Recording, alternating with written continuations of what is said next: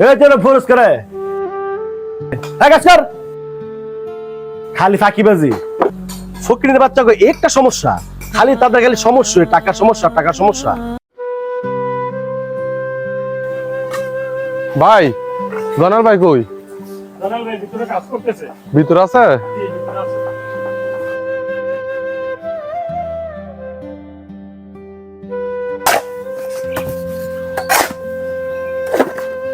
ভাই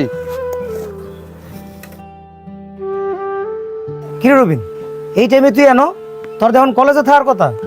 কলেজে তো গেছিলাম ভাই, স্যারে কইছে আজকে ফর্ম ফিলাপের লাস্ট ডেট। যদি আজকে টেয়ার না দিতে পারি ভাই, তাহলে আমার পরীক্ষাটা দেওয়া হইতো না। আপনারা তো অনেকবারই টেয়ার কথা কইছি। আচ্ছা তুই এখন তাহলে বাইর যা, আমি দেখি কন্ট্রাক্টর তেনে কইয়া টিয়া লই তারিনি। আচ্ছা ঠিক আছে।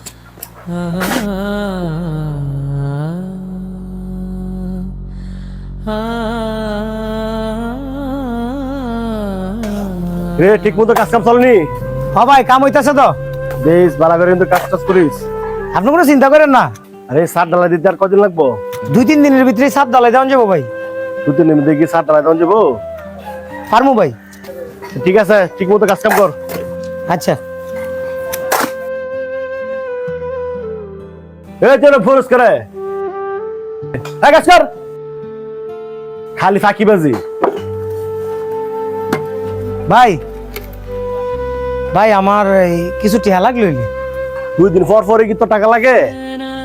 3 দিন আগে তুই আমাদের টাকা নিলি।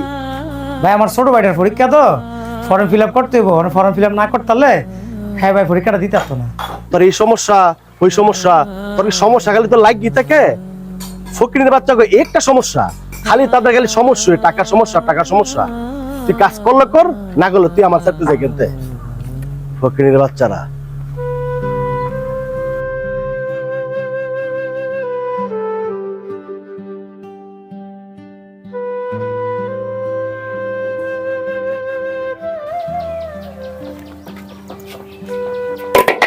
জানাল ভাই মাল দেন, হেরা বই লিছি।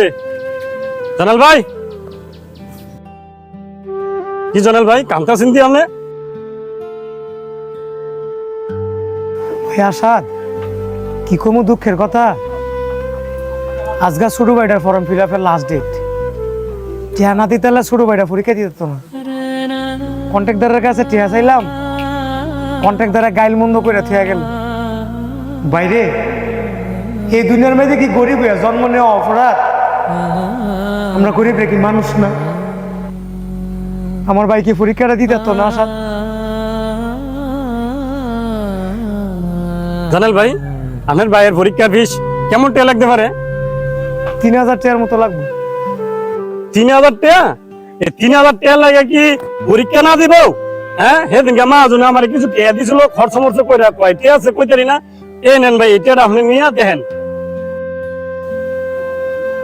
আসাদ, এই দুনিয়ার মধ্যে একটা কথা প্রমাণ হয়ে গেল গা, গরিবের দুঃখ গরিব ছাড়া কেউ বুঝে না। এই যে দালান কোড়ায় বড় বড় এসি বিল্ডিং এ মানুষ থাকে, তারা আসলে গরিবের দুঃখ বুঝে না। গরিবের দুঃখ গরিবই বুঝে। তোমার এই ঋণ কোনোদিন শোধ করতে পারবো না।